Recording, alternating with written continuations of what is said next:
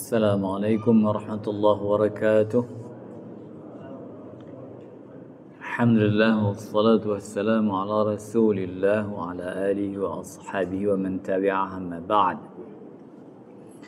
Hadirin hadirat rahmati Allah, kajian tafsir kita malam ini akan membacakan ayat ke-50 dari surat Al-Ahzab.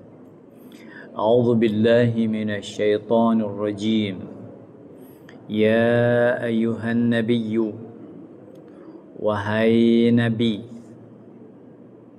Wahai nabi di sini adalah Nabi Muhammad sallallahu alaihi wasallam.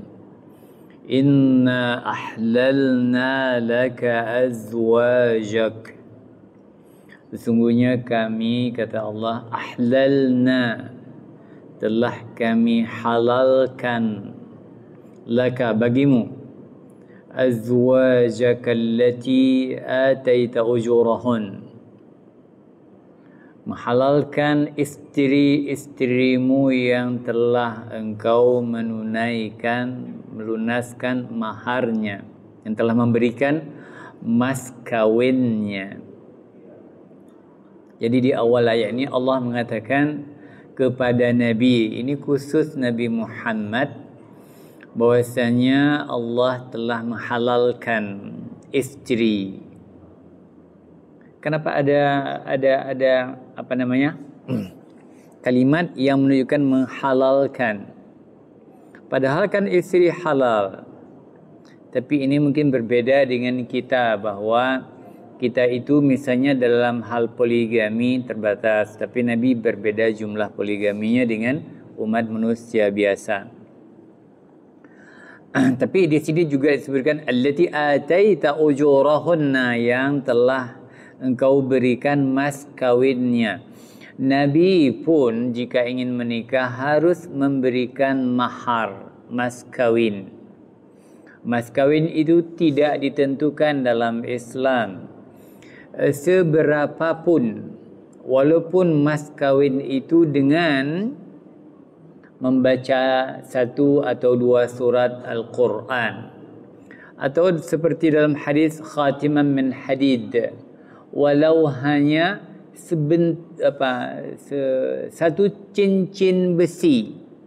Ada cincin besi itu pun jadi, karena cincin besi itu tidak berharga, murah harganya. Besi mana harganya? Sekilo aja 10.000, 15.000 kan. Ini cincin tidak sampai 5.000 harganya. Jadi Allah mengatakan kepada Nabi, halal istri-istri yang telah ditunaikan mas kawinnya. Wa ma malakat yaminuka, dan hamba sahaya yang kamu miliki. Ini tidak ada peristiwa hukum zaman sekarang. Ini zaman Nabi. Ma malakat yaminuka, yaitu hamba sahaya yang engkau punya. Dulu Nabi dan kaum muslimin itu mempunyai, sebahagian besar mempunyai budak hamba sahaya dari kalangan wanita, dan boleh dinikahi, boleh dikawinkan. Nabi di sini wa ma malakat yaminuka, hamba sahaya yang engkau punya. Orang biasa juga demikian, malah sedikit beda aturannya.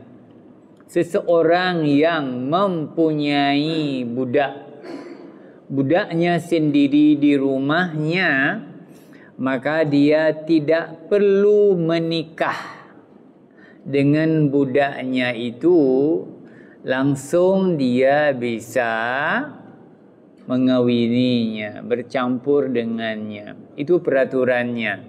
Malah tidak benarkan, karena dulu waktu dia beli itu sudah dianggap sebagai mahar. Jadi budak itu nikah sebagai nikah. Budak itu tidak dinikahkan, tapi langsung dikawinkan tanpa harus ada akad nikahnya langsung. Hanya saja berubah status. Jika seorang budak kemudian majikannya tidur bersamanya mencampurinya, maka status budak itu berubah. Apa yang berubah? Budak itu tidak boleh diperjualbelikan lagi.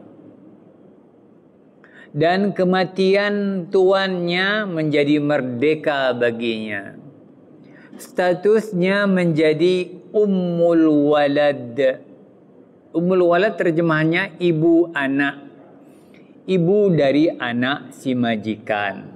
Itu maksudnya. Jadi ada keistimewaan jika seseorang yang memiliki budak perempuan kemudian bercampur dengannya, dia mengawininya, maka dia tidak boleh diperjualbelikan dan dia itu akan merdeka dari perbudakan setelah tuannya meninggal. Sekali lagi dia akan terhormat. Kenapa? Dia mengasuh anak tuannya yang dilahirkannya sendiri. Itu sebahagian, maka tidak kita panjang lebarkan aturannya apa? Penjelasannya karena ini tidak ada. Pas kemarin beberapa tahun yang lalu di Indonesia sempat heboh tentang milkul yamin. Ada seorang doktor atau profesor di UIN di daerah Pulau Jawa atau Jakarta yang mengatakan dibenarkan zaman sekarang orang memiliki budak dengan berbagai macam alasan. Tapi kemudian karena sudah mengganggu stabilitas keamanan, maksudnya masalah kerawanan beda pendapat, maka kemudian ditutup. Kalau jadi bagaimana? Kalau jadi nanti orang akan menjadikan selain istri ada lagi semacam selir. Orang-orang yang berada di rumahnya tapi bukan istrinya, sebagai pembantunya. Katakanlah mungkin yang terhormat sekarang pembantu, katakanlah. Pembantunya kemudian dia boleh langsung menggaulinya, tapi bukan istri, disamakan dengan milkul yamin. Seperti kalimat di sini, wa ma malakat yaminuka, yaitu hamba sahaya yang kamu miliki. Mimma afa Allahu alaika, yaitu yang budak itu kamu peroleh dalam peperangan yang dikaruniakan oleh Allah untukmu. Ada peperangan, kan ada tawanan dari perempuan, dia dijadikan budak. Setelah jadi budak, maka boleh digauli. Ini yang halal bagi Nabi, istri-istri dan budak. Dua. Berikutnya apa? Wa banati ammika, anak perempuan dari saudara ayah pamanmu. Bagi Nabi itu hukum, ini khusus bagi Nabi. Ya mungkin ada persamaan atau perbedaan dengan kita. Wa banati ammatika, dan anak-anak perempuan dari bibimu. Kalau ammi dan ammah ini paman dan bibi di pihak ayah. Kemudian wa banati khalika wa banati khalatika, anak boleh juga Nabi mengawini anak perempuan dari pamannya dari sebelah ibu, atau anak dari bibinya atau makciknya dari sebelah ibu. Allati hajarna ma'aka, yang anak-anak itu ikut berhijrah bersamamu. Jadi dia lebih diutamakan. Anak-anak perempuan dari kalangan saudara, jika sudah berhijrah ke Madinah, mereka lebih diutamakan oleh Al-Quran karena mereka itu adalah dalam keadaan posisi yang tidak stabil di Madinah sebagai pelindungnya. Baik, terus wamra'atan mu'minatan in wahabat nafsaha lin-nabi, dan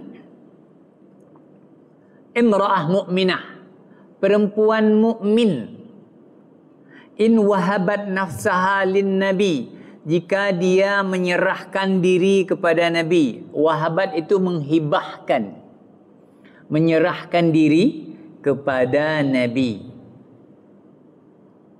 In arada an-nabiyyu ayyastankihaha. Jika Nabi itu ingin menikahinya atau mengawininya.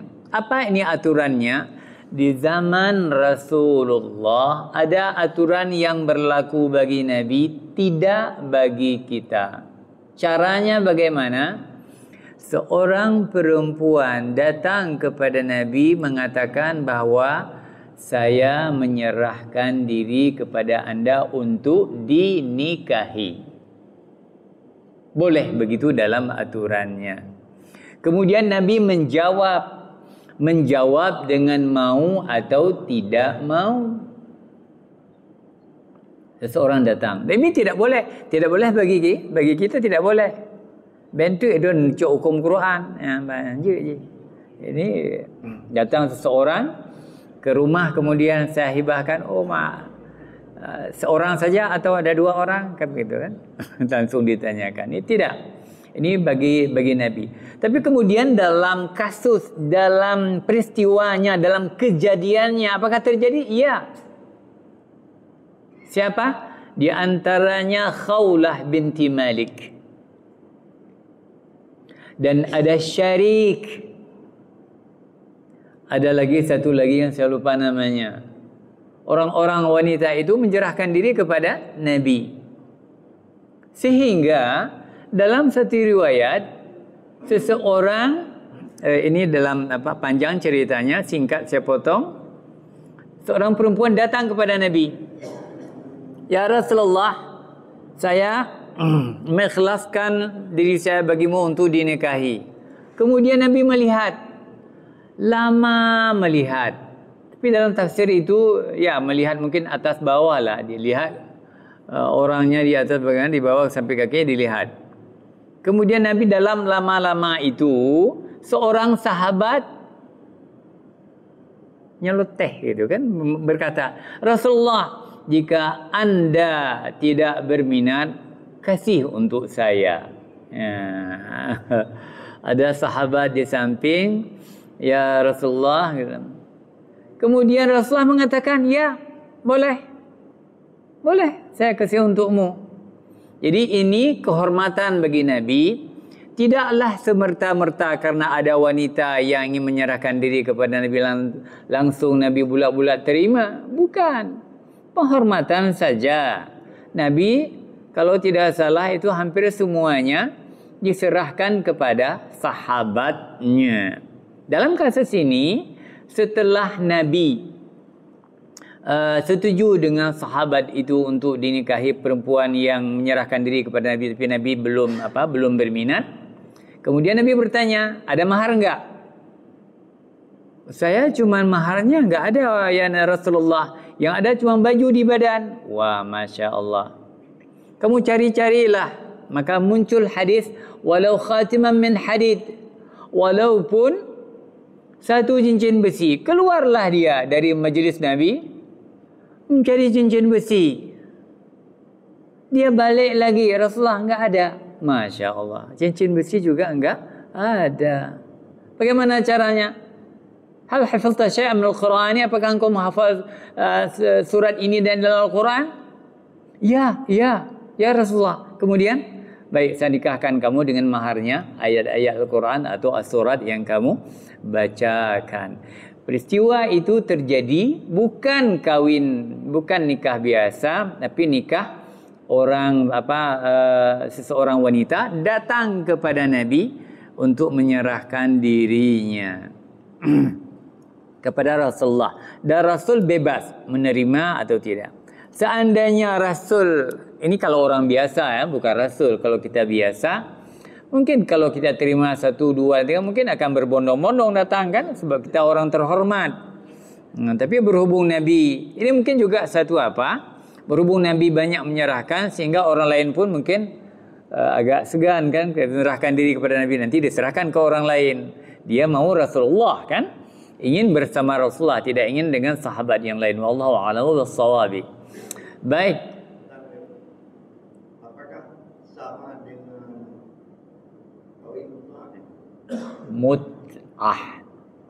Apa itu mut'ah? Mut'ah itu artinya seperti dalam bahasa mata'. Dalam hadis kan ada mata'. Mut'ah itu adalah kawin untuk bersenang-senang. Sistemnya bagaimana? Mut'ah tidak. Di awal Islam ada mut'ah. Di awal Islam ada. Zaman sekarang hanya ada di Syiah. Nanti kalau kita mau boleh masuk Syiah. Caranya bagaimana? Makanya kenapa, sedikit sebelum saya tambahkan, kenapa orang-orang yang Syiah Indonesia, anak-anak muda, di saat belajar ke Iran, itu mereka umumnya mut'ah dan mereka sangat tertarik mut'ah itu. Atau dalam bahasa kasar Indonesia, kawin kontrak. Berapa lama? Tidak harus lama. Jam pun boleh, 1 jam, 2 jam. Dalam kawin itu tidak ada istilah wali, ada hakim yang menikahkan, tidak ada. Dan wanita-wanita. Dan ini juga sangat atau tidak sedikit terjadi atau banyak terjadi di kalangan ulama. Seperti yang senada dengan ayat Al-Quran tentang wanita yang menyerahkan diri kepada Nabi. Sedangkan wali-wali, orang-orang tua anak perempuan di Iran juga menyerahkan anak perempuannya kepada ulama-ulama besar, mullah, ayatullah. Dia serahkan. Kenapa? Untuk bibit. Bibit. Jadi kalau bibit itu biasa. Makanya ada orang yang mengantarkan anak perempuannya supaya dimut'ahkan dengan ulama. Kalau di Biren terjadi, yang paling beruntung berarti ustaz-ustaz gitu. Untuk bibit ustaz gitu kan. Wallahu a'lam bissawab. Jadi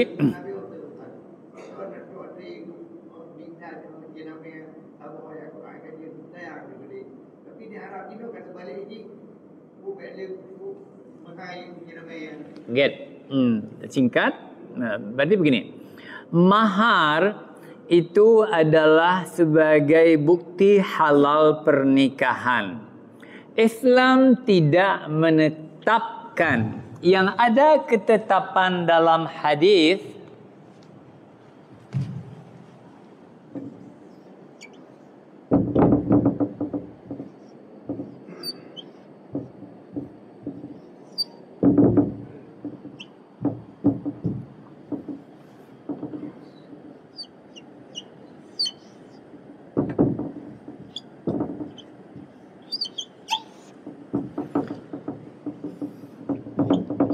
khairus sidaqi aisaruha. Ada mahar yang paling bagus. Apa itu? Aisaruha, yang paling simple, ringan. Itu mahar yang paling bagus. Tetapi kita terkadang terserah pada ketentuan pribadi, dipilih yang paling bagus, yang paling mahal. Hadis bukan yang paling mahal. Khairus sidaq, mahar yang paling bagus, aisaruha. Sedangkan di Saudi, pernah teman saya dari Banda Aceh waktu kuliah dulu, dia ingin menikah. Waktu pergi umrah ingin menikah dengan orang Arab. Syaratnya mudah. Mudah yaitu menyediakan 1 mobil mewah, 1 rumah mewah, dan rekening yang gendut diserahkan kepadanya. Sayang, gop tanya apa sayang mana kan? Jadi demikian Bapak, kita lanjutkan ini dulu. Jadi sedikit, kita orang sunnah Pak, kita orang sunnah. Tapi kemudian kalau ini mengikut hadis ini memang berat sedikit, gitu kan? Ikut hadis ini berat sedikit. apalagi bertentangan dengan sosial.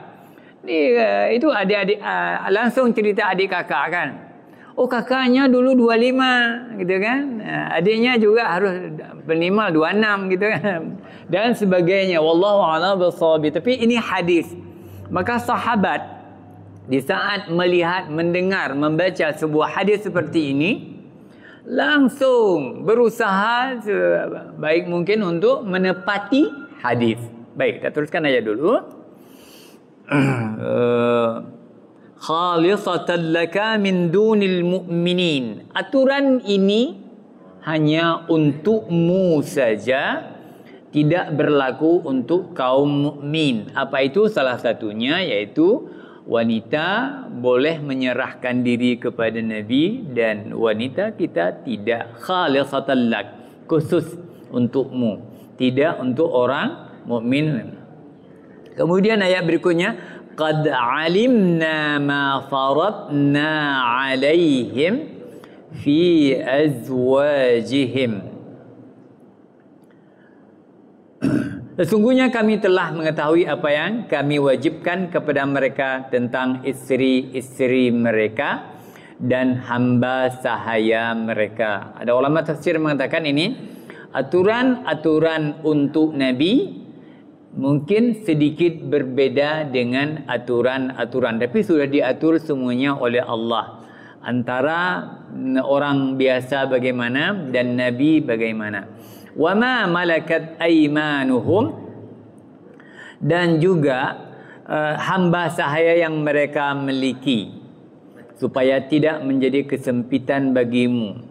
Jadi kepada Nabi itu ada diberikan hak untuk halal, untuk memiliki untuk mengawini hamba sahaya. Untuk apa? Likai la yakuna 'alaika haraj, supaya ini tidak menjadi rintangan bagimu, menjadi kesempitan bagimu. Wa kana Allahu ghafurur rahim, dan Allah itu Maha Pengampun lagi Maha Penyayang. Ayat yang panjang ini, ayat 50 surat Al-Ahzab, menjelaskan tentang perkawinan atau aturan kawin bagi Nabi. Sedangkan dalam kitab fikih biasanya jarang dicantumkan, karena ini khusus Nabi. Kalau hukum-hukum perkawinan kita kan enggak dicantumkan. Kalau Nabi begini, kalau begini, enggak. Karena ini hukum perkawinan yang ada di buku fikih untuk kita, bukan untuk Nabi. Jadi Nabi ada tertera dalam Al-Quran. Saya banyak baca buku fikih, tidak ketemu hukum ini dalam fikih biasa. Karena ini adalah khususan kepada Nabi Muhammad sallallahu alaihi wasallam. Baik, kita teruskan. Turji man tasha'u minhunna wa tu'wi ilaik.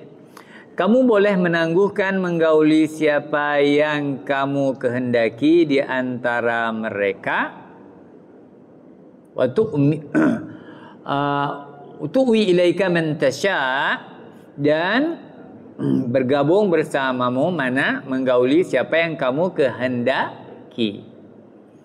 Apa ini aturannya? Aturannya ialah ini ada perubahan hukum terhadap Nabi.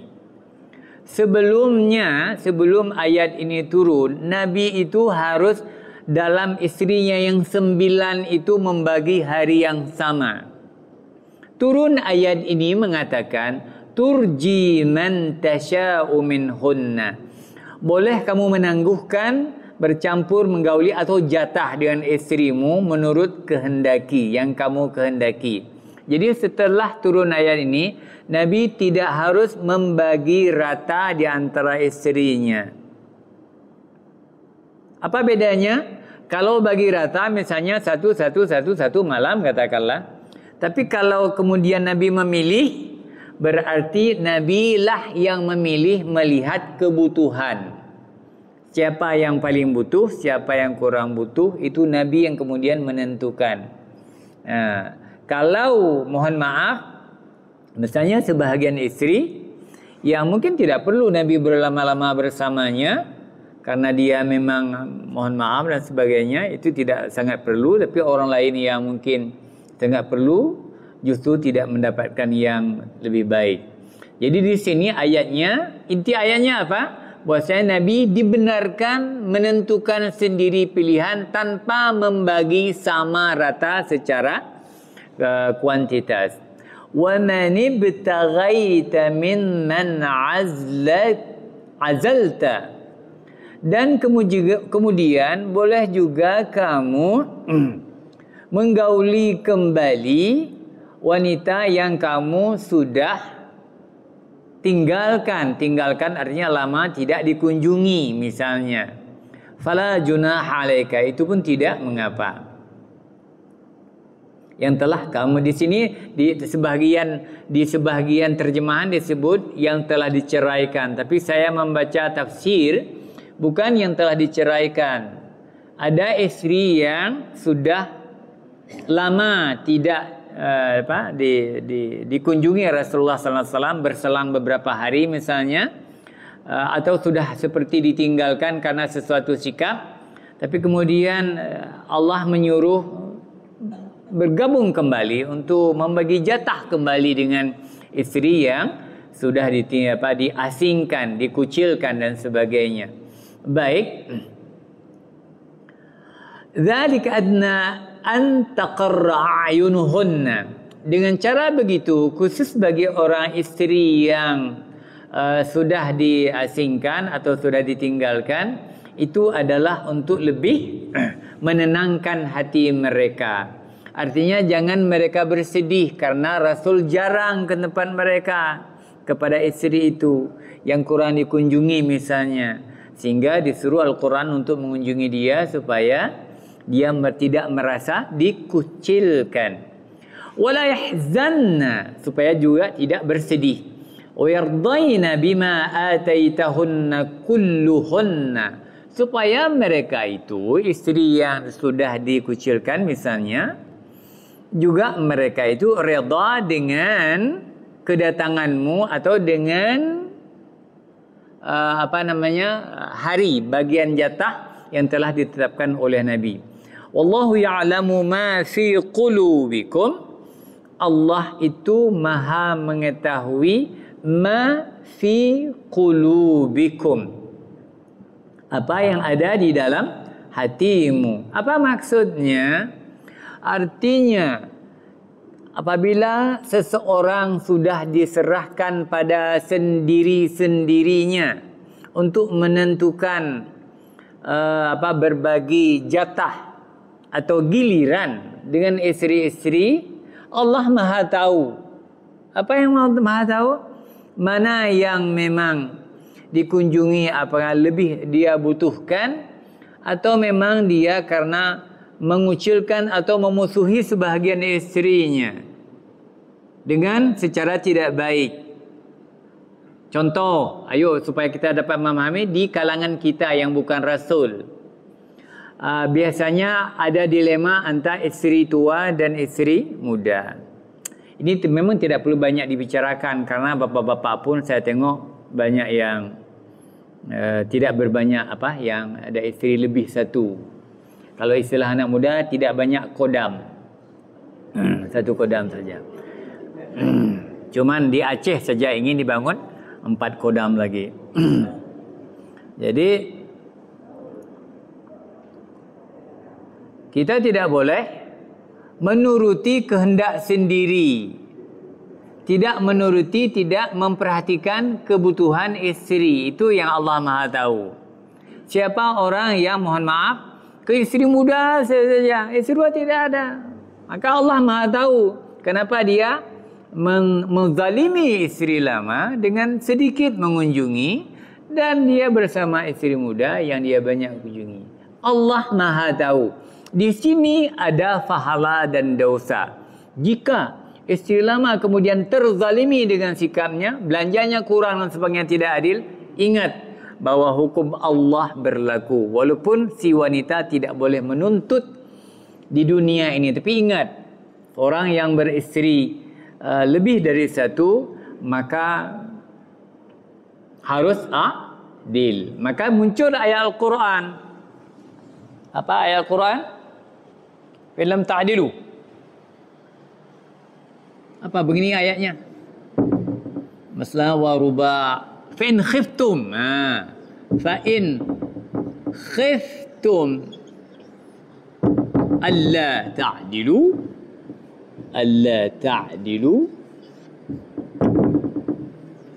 fawahidatan. Jika kamu takut tidak berlaku adil kepada isteri-isteri yang lebih daripada satu, fawahidatan, satu isteri cukup. Ini bukan berarti bahwa berarti kalau satu isteri tidak perlu adil. Bukan. Satu isteri pun harus adil juga. Apalagi sudah 2, 3 dan sebagainya atau 4. Masya Allah. Bagaimana aturan telah ditetapkan dalam Al-Quran. Kenapa Al-Quran lebih detail? Karena manusia tidak mampu secara akalnya dan perasaannya, feelingnya, untuk menetapkan hak-hak bagi orang lain. Karena orang itu paling pintar menetapkan hak untuk sendirinya. Kalau dengan orang lain, dia sudah bodoh, tidak tahu. Baik.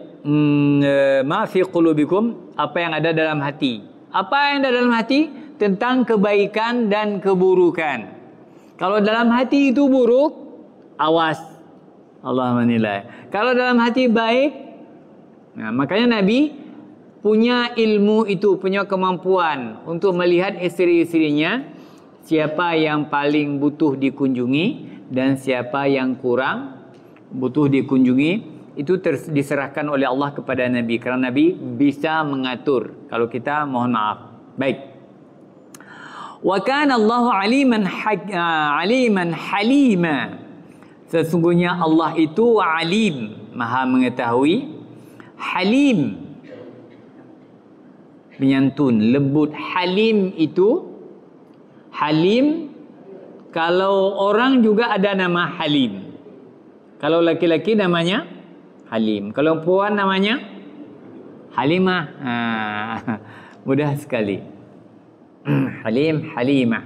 Artinya penyantun atau lembut. Allah itu maha lembut. Tapi kemudian ada orang menuduh bahwa Allah itu kasar. Kenapa kasar? Menghukum orang-orang dahulu seperti kaum Nabi Lut, Fir'aun, menghukum Bani Israel dan sebagainya. Itu bukan kasarnya Allah. Itu mereka yang minta dikasari. Apakah Allah dengan tidak ada dosa seseorang atau satu kaum, kemudian Allah menghukum mereka sambil berdiri begitu? Tidak. Hukuman-hukuman diberikan karena ulah. Dan padahal sebelumnya sudah diberitakan oleh Nabi, tidak boleh melanggar aturan, tidak boleh menyalahi. Kalau menyalahi nanti ada datang hukuman. Tapi memang mereka seperti ke umat Nabi Saleh. Umat Nabi Saleh melihat mukjizat, ada unta yang sering dijajakan. Unta keluar dari batu. Bukannya mereka malah tunduk kepada Nabi Saleh, malah bermufakat bagaimana supaya unta itu dibunuh. Begitu hebatnya. Baik, kita teruskan sedikit. La yahillu lakan nisa'u min ba'du. Tidak halal bagimu menikahi, mengawini perempuan-perempuan sesudah itu. Apa tafsirnya yang ditulis para ulama? Nabi itu, isteri yang sekali ngumpul itu 9, katakanlah, saya baca dalam tafsir, itu tidak dibenarkan menambah lagi. La yahillu, ini ayatnya. La yahillu laka an-nisa'u. Wanita-wanita tidak halal kamu kawini setelah min ba'du, setelah itu. Setelah apa? Setelah yang kamu punya 9 orang itu, maka tidak ditambah. Tidak boleh tambah 10, 11, 12 dan sebagainya. Wala an tabaddala bihinna min azwaj, dan tidak pula boleh mengganti dengan isteri-isteri yang lain. Enggak boleh pertahankan 9 tapi buang 1 tambah 1, itu juga enggak boleh. Buang satu, tambah satu. Jangan. Tidak dibolehkan. Ini peraturan untuk Nabi. Tentu banyak hikmahnya. Bagi orang yang bagus niatnya, mencari apa hikmah kebaikannya. Ternyata isteri-isteri Nabi itu setelah diperiksa secara kasat mata bahwa hanya satu yang perawan. Semuanya lain, semuanya janda. Yang perawan itu adalah Aisyah. Yang lainnya semua janda. Dan umurnya pun tidak muda-muda. Khadijah berapa usia kahwin dengan Nabi? 40. Nabi 25. Mia jamun jino kai nang duha. Ya kan? Kita sangat risih dikatakan kah nang duha. Berarti yang Nabi nikah kawin itu bukanlah persoalan suami istri gitu kan. Tapi persoalan dakwah lebih besar. Untuk mendukung dakwah, siapa yang bersedia mendukung dakwah? Ternyata Khadijah. Di awal itu Khadijah lah sebagai donatur besar bagi dakwah Nabi. Dan Khadijah pun bukan wanita yang pamer. Dia ingin bersama Nabi secara keimanannya dan dia akan mengorbankan seluruhnya. Tetapi ingat, waktu Khadijah ingin menghadap Allah Subhanahu wa taala, dia meminta juga masih meminta kepada Nabi, mohonlah kepada Allah supaya aku diselamatkan dari api neraka. Sudah sebegitu baik, masih merasa takut khawatir nanti dia tidak mendapatkan syurga yang dijanjikan oleh Allah melalui suaminya Muhammad Rasulullah sallallahu alaihi wasallam. Baik. Tidak boleh mengganti-ganti. Ini peraturan untuk Nabi. Dikabarkan dalam Al-Quran supaya kita tahu. Kalau terjadi, ya berarti itu tujuannya cuman hanya nafsu. Ini bukan nafsu. Kalau secara nafsu, sebulan buang satu, sebulan tambah satu. Masya Allah. Walau a'jabaka husnuhunna, sekalipun kecantikan wanita itu adalah membuat kamu kagum, illa ma malakat yaminuka, kecuali perempuan samba sahaya yang kamu miliki. Berarti kalau hamba sahaya itu boleh.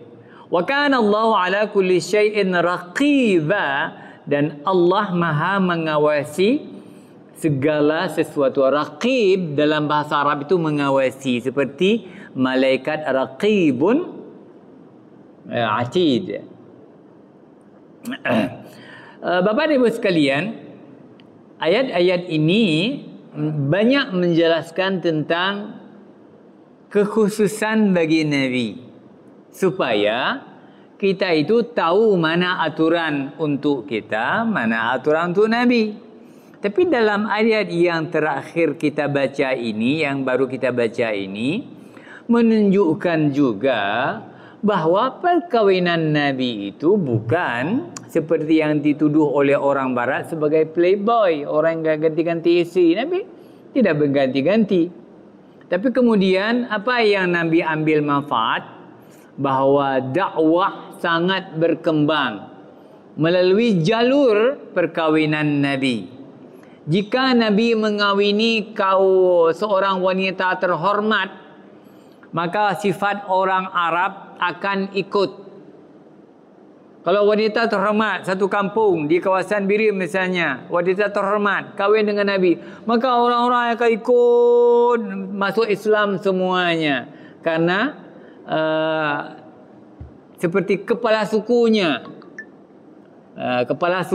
sudah masuk Islam, maka orang-orang akan berbondong-bondong.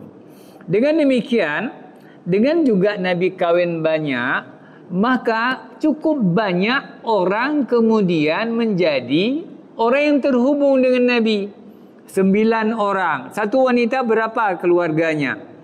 Dari kaum kerabatnya kan banyak sekali. Semua merasa terhormat. Wanita di sana, misalnya di Aceh kita buat, wanita dari arah Gandapura. Di sana Nabi ada isteri satu. Maka orang-orang Gandapura menyebut-nyebut bahawa keluarga kami adalah isteri Nabi. Jadi kemudian banyaknya pendukung dari orang-orang yang berhubungan dengan isteri Nabi, semua mendukung Nabi. Jadi kemudian kemana-mana Nabi pergi, termasuk isteri Nabi yang dari Mesir. Siapa namanya? Maria Qibtiyah, wanita Mesir yang Nabi nikahi. Kenapa? Karena kemudian Mesir itu menjadi sasaran dakwah, dan kemudian Mesir itu sampai sekarang Islam di dunia itu yang paling kuat di Mesir. Kenapa? Karena ada Universitas Al-Azhar yang dibangun masa Bani Fatimiyah. Yang Bani Fatimiyah dulu yang memulai merayakan Maulid Nabi, Bani Fatimiyah di Mesir. Itulah dia. Di sana kemudian terjadi universitas tertua di dunia. Sekarang berapa usianya? Lebih 1000. Waktu saya kuliah tahun 81, itu Al-Azhar berulang tahun yang ke-1000. Ya, sekarang mungkin ya sudah berapa? 1050 misalnya, atau ya 1030 atau 40 tahun sudah usianya. Dan alhamdulillah orang Indonesia paling banyak belajar. Kenapa? Di samping dia tertua, tapi kemudian belajar di negara Arab itu termurah. Karena belajar di Al-Azhar itu tidak bayar uang kuliah. Kita hanya bayar uang makan sendiri. Kalau Indonesia, pertama bayar uang kuliah, bayar uang kos mahal dan sebagainya. Kos di Mesir murah, uang kuliah tidak bayar. Jadi di Mesir itu, mohon maaf, untuk orang yang sangat-sangat hemat, 1 juta pun sebulan cukup. Tapi karena memang untuk sendiri aja, mau makan apa? Kalau memang mau ringan, makan roti, makan ais sebesar piring, ya dia kan 1 genik, dia 1 pon saja harganya, murah sekali. Jadi kenapa kemudian kembali kepada Rasulullah, Allah mengawinkan wanita dari berbagai suku yang ada, dari berbagai kelompok masyarakat yang ada. Karena kelompok-kelompok masyarakat itu setelah Rasulullah kawin menjadi, walaupun tidak terang-terangan, menjadi senang kepada Nabi, menjadi mendukung Nabi, dan menjadi membantu Nabi dalam dakwah Islam. Baik. Karena waktunya singkat, mungkin ada tidak dilanjutkan lagi. Mungkin ada 1 pertanyaan, kalau ada. Enggak ada. Baik. Bapak dan Ibu sekalian, bahwa mari Bapak Ibu perhatikan, di saat kita membaca tafsir ayat demi ayat, surat demi surat, banyak yang kita tidak dapat dalam buku-buku biasa. Kita baca buku akidah, kita baca buku fikih, kita baca buku ini, itu tidak banyak. Tidak seperti membaca Al-Quran secara keseluruhan. Akan ketemu, apalagi dalam Al-Quran itu, di saat Allah banyak sekali menyebutkan tentang sejarah, peristiwa-peristiwa dalam Al-Quran. Kenapa? Karena agama ini boleh dibagi menjadi 2. Ilmu agama dan praktek agama. Itu beda. Ilmu agama ada dalam kitab. Tapi ilmu agama yang ada dalam kitab, di saat diamalkan oleh orang, jadi beda. Itu adalah salah seorang Indonesia, Felix Xiao, menceritakan. Dia lama tidak tertarik kepada Islam. Kenapa? Karena dia hanya memandang orang Islam. Dia memandang orang Islam Indonesia itu, Felix Xiao yang sudah Islam sekarang, itu enggak ada yang positifnya. banyak maling, banyak tidak jujur dan sebagainya. Tidak tertarik. Kapan dia tertarik? Di saat terjun mempelajari Al-Quran atau hadis atau Islam sebagai kumpulan aturan, hukum-hukum. Itu sangat bagus. Tidak melihat lagi Islam pada orang. Kalau kita lihat pada orang Islam, maka Islam itu tidak begitu tertarik. Tapi kalau kita melihat pada ajaran, itu baru tertarik. Kenapa? Karena orang itu saat mengamalkan sesuai dengan seleranya. Bagaimana keinginannya? Dia begitu. Jadi Islam itu menjadi tergerus, berkurang. Hanya saja generasi awal yang mampu menampilkan. Contoh kasus baru kita tulis tadi. Itu khairus sidaq aisaruha. Mahar yang paling bagus itu yang paling ringan. Kita tanya sama calon lintu baru katakanlah, berapa yang kamu bisa? Kemudian, berapa yang kamu bisa? Tapi kadang-kadang orang bukan, karena tidak suka kepada si calon itu, dia mau katakan 10, dihantam 30 supaya dia tidak. Tapi kalau dia bisa membawa, terima juga, karena memang kita lebih banyak mencintai emas itu daripada orangnya, kan begitu. Pertama kedua pun, ya, tapi kemudian kalian tepat saat mencit. Demikian saja, semoga diberikan rahmat Allah Subhanahu wa taala. Subhanakallah wa bihamdik, asyhadu an la ilaha illa anta, astaghfiruka wa atubu ilaik. Assalamualaikum warahmatullahi wabarakatuh.